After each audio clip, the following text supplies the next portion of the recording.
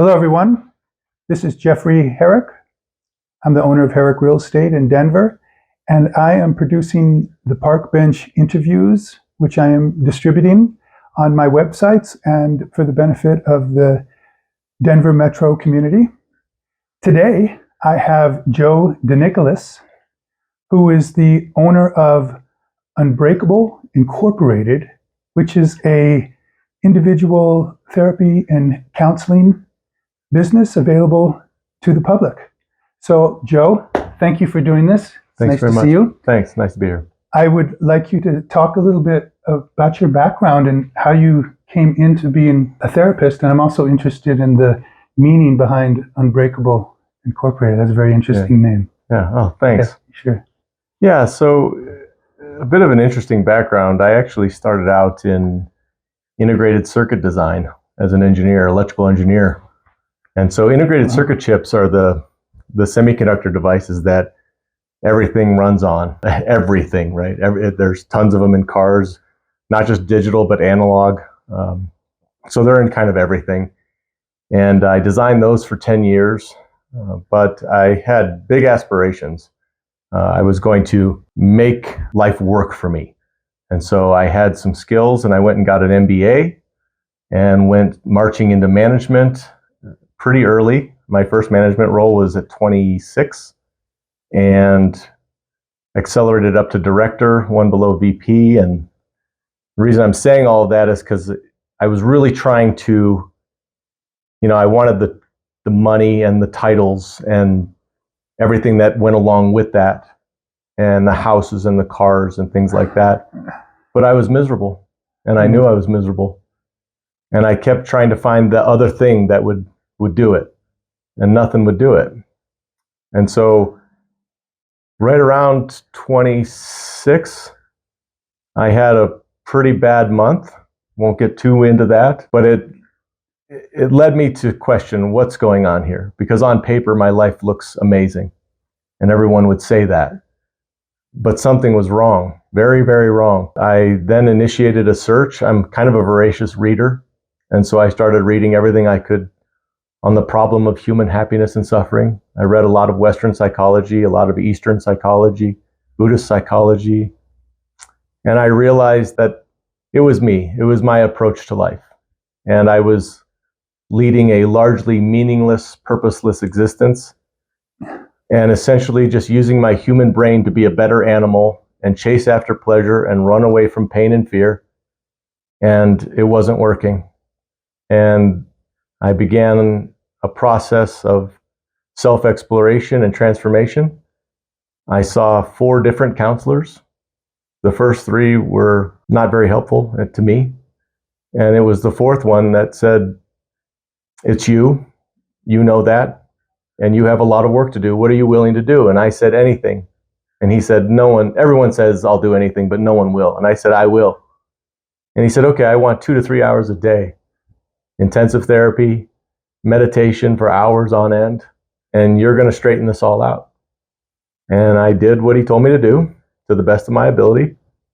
And 9-12 months later, I was well on my way to really just radically altering who I was as a person and how I was in the world, what I valued, and what I wanted to spend my time on, and who I wanted to spend my time with, and what I would spend doing. That's kind of how I went into a complete transformation and realized that I really love people and I am a helping person, and I needed to do that, and it wasn't going to be in electronics. So the big transformation that you made personally is something that you felt that you could help others make as well. Yes, it's for most people, it's not as simple as just giving them the information and the answers.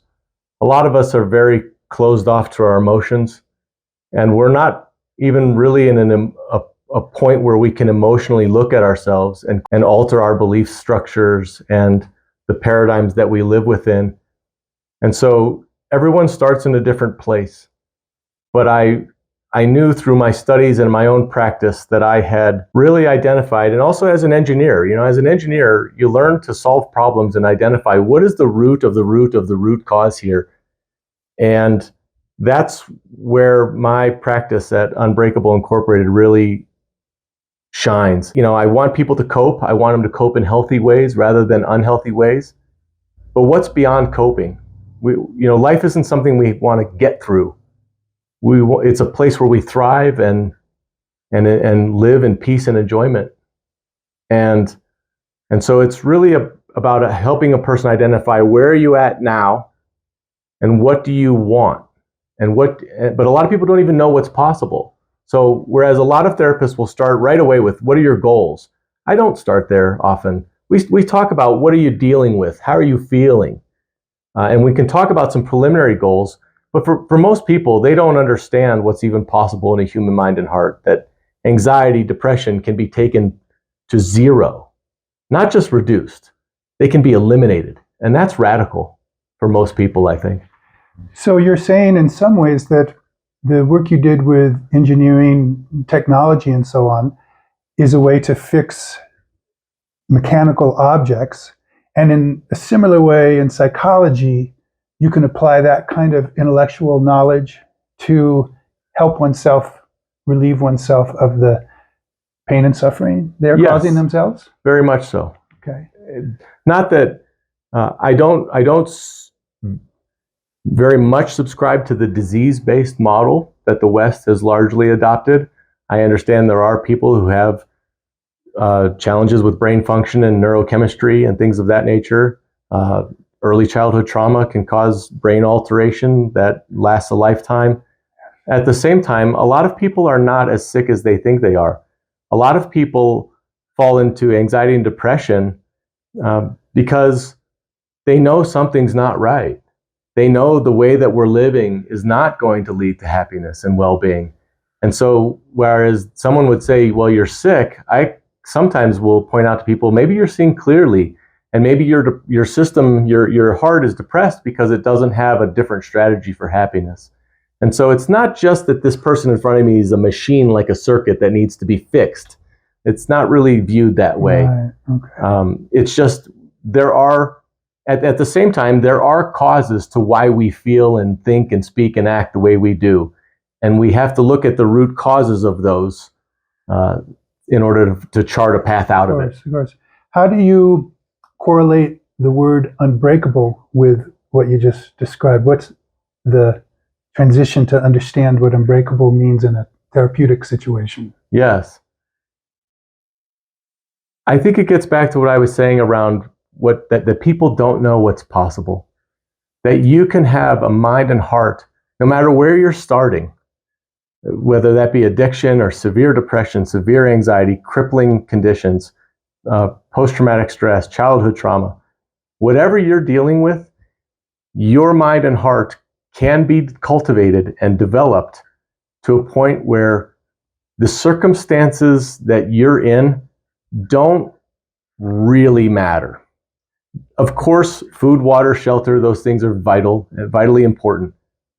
But in terms of our overall happiness, study after study says that once you have kind of enough money to get by in life and have a decent place to live and good food and clean water, your overall happiness level is not going to skyrocket between $100,000 and $500,000. It's going to come down to many other things.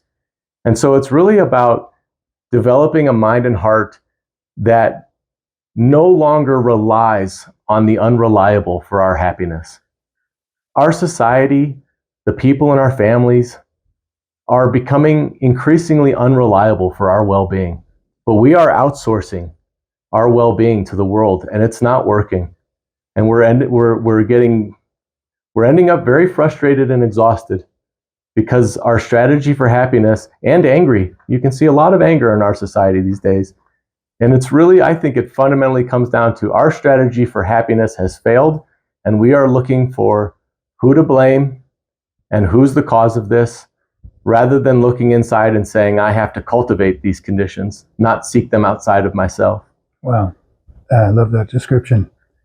Can you describe who your patients or customers, whatever you call them, are? Mm-hmm. We mentioned a little bit earlier before we started the interview, you were talking about specialization. Mm-hmm. Can you speak a little bit of maybe the type of person that you would give therapy to, as opposed to a specialization practice? Yes. So I focus mainly on adults. I have some late teen age folks, but they're pretty special people. They're old souls, if you will. They're old for their age. I think children, to serve children is a specialty that I don't have. Even serving couples, I did some couples work. I've come to conclude that should largely be a specialty. The folks I focus on are relatively capable people who have kind of done everything right. You know, we've all made mistakes. You know, yours truly, plenty of mistakes.